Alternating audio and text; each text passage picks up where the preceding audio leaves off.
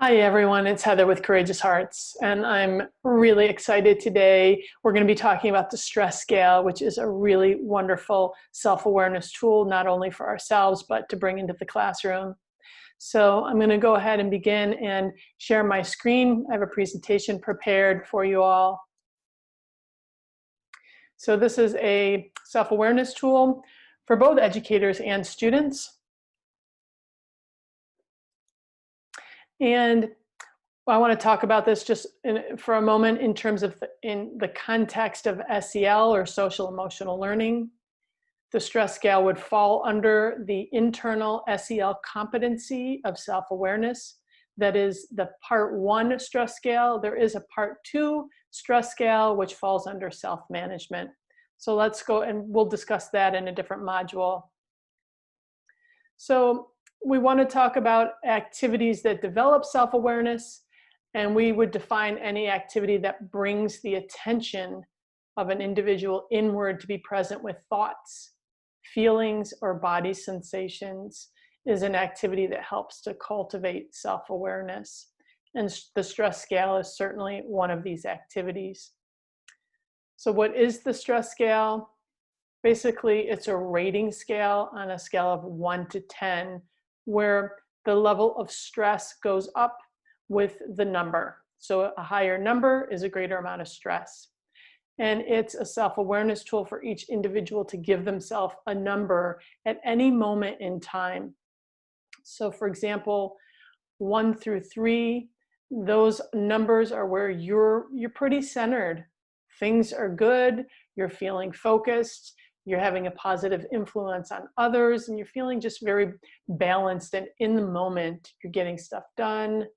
4 through 7, your stress is manageable, but you're kind of just surviving, not thriving, and just feeling a little bit off, or maybe a lot off if you're closer to the 7, and you're dragging. And 8 through 10, 8 through 10 is the red zone. This is a time when we have all been there, where we could be depleted. We're making really poor decisions. We might be lashing out at loved ones, knowing we're going to have to go back and apologize later. Could be in a downward spiral. Could be anxiety, panic. We are stressed out. We know what this feels like, and it does not feel good. Another way that this can show up, the 8 to 10, is we just check out. Maybe we're reaching for substances to help cope, but that is an 8 to 10. So if we're feeling nothing, that's probably in the 8 to 10 zone, because we may have numbed or checked out. So just something to check in with yourself.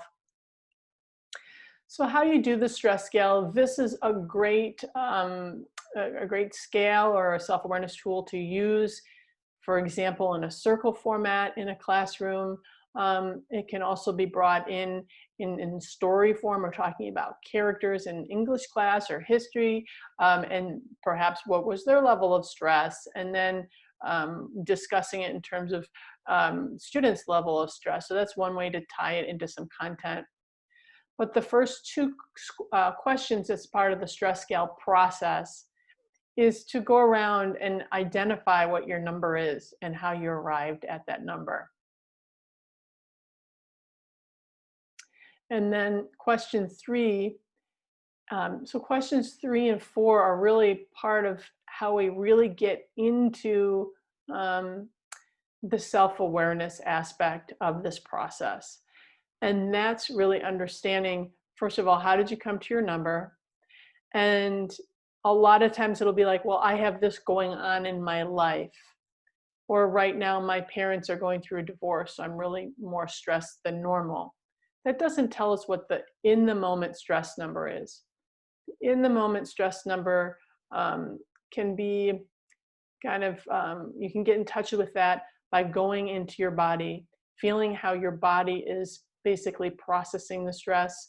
That could look like racing thoughts. That could look like tension or tightness.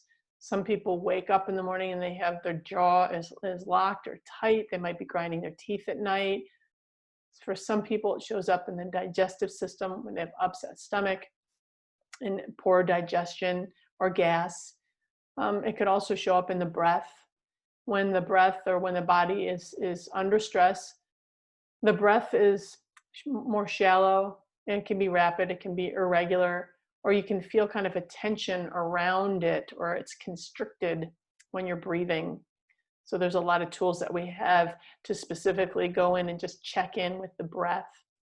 There's also body scans, which are really great to check in with areas that you might be holding tension in your body. Some people hold it in their fists or forearms, or a lot of people hold it in their neck, shoulders, back, somewhere. So this is a great question to pose in a circle, and each person shares, how does it show up for you? And by sharing it, they can get a little more of an idea of what's going on for them, how their body gives them information. And in this way, they can catch themselves at a lower level of stress and address it when it's at like a 4 or 5 versus when it's blowing up at a 9. The next question in the stress scale process is asking, how does external stress show up for you? So oftentimes this shows up for people where they're just maybe a little more irritable than normal. And that's giving them some information. Wow, I'm just a little impatient with this person. They could be making snap decisions that maybe aren't the best decisions, or they can kind of check out a little bit. These are all ways, could also be racing thoughts, but that's actually more internal. So unkind words to others, road rage, we get it. So those are the 4 questions. Actually, let me just pause here. Those are the 4 questions for the stress scale process that go along with the stress scale itself. And if you would like to implement this tool in your life, a good first step would be to basically share this with somebody and take them through the questions and maybe exchange or share notes on what your own stress shows up. This would be great to do this in a primary relationship, partnership, or with work colleagues, or with your kids, or with students, just to open up the dialogue. Hey, what's your number? Okay, you're at an 8. What can we do about that? How can I help? And if you're working with a student and they're at a 7 or 8, there's no learning. You're not going to be bringing academics to a student who's at a 7 or 8. They're in a stress response, and that needs to be handled first so they can be more ready to learn. So just to circle back to the SEL competencies, this falls under the self-awareness internal competency of SEL, social emotional learning. If you're not familiar with social emotional learning or SEL, you can look at our online modules that describe in detail what that is. So I hope this was useful. If you have any questions, you can contact us at Courageous Hearts. Let me come back to you here. I'm going to do a stop share. You can contact us at courageoushearts.org. I hope this was useful. The stress scale is one of my favorites because it is just such a universal thing for all of us to be experiencing stress at different times in our life. So have a great day and enjoy.